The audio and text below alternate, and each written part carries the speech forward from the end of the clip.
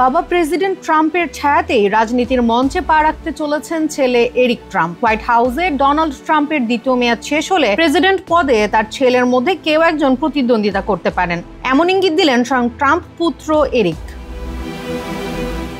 Trump অর্গানাইজেশনের সহ নির্বাহী ভাইস প্রেসিডেন্ট এরিক ট্রাম্প সম্প্রতি ফাইন্যান্সিয়াল টাইমসে এক সাক্ষাৎকারে বলেন, যদি আমি বাবার পদাঙ্ক অনুসরণ করি হোয়াইট হাউসে যাওয়া অনেক সহজ হবে। তার বক্তব্যে উঠে এসেছে ট্রাম্প পরিবারের ভবিষ্যৎ রাজনৈতিক পরিকল্পনার এক নতুন আভাস।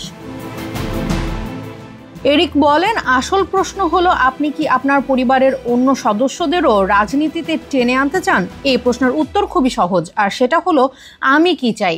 গত দশকে আমি যে অভিজ্ঞতার মধ্য দিয়ে গিয়েছি, আমার সন্তানরাও সেই অভিজ্ঞতার সম্মুখীন হোক, এমনটা চাইলে আমার রাজনৈতিক পথটা সহজ হবে।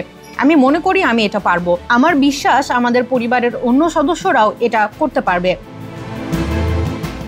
41 বছর বয়সী এরিক ট্রাম্প তার ভাই ডোনাল্ড জুনিয়র বা বোন ইভাঙ্কার মতো প্রকাশ্য রাজনীতিতে সক্রিয় না থাকলেও ট্রাম্প ক্ষমতায় আসার পর থেকে পারিবারিক ব্যবসায় তার আস্থাভাজন হিসেবে কাজ করছেন। তবে তিনিও যে রাজনৈতিক ভবিষ্যতের কথা ভেবেছেন এটা তার বক্তব্যে স্পষ্ট।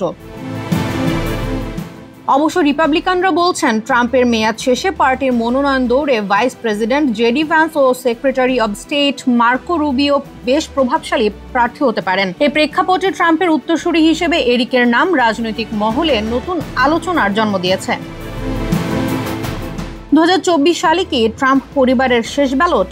এমন প্রশ্নের উত্তরে এরিক বলেন, আমি জানি না, সময়ই বলবে। তবে ট্রাম্প পরিবারে শুধু আমি নই, আরও অনেকেই আছেন। বাবার প্রেসিডেন্সি থেকে ট্রাম্প পরিবার আর্থিকভাবে লাভবান হননি দাবি করে এরিক বলেন, যদি এমন কোনো পরিবার থাকে যারা রাজনীতি থেকে লাভবান হয়নি, তবে তা হলো ট্রাম্প পরিবার।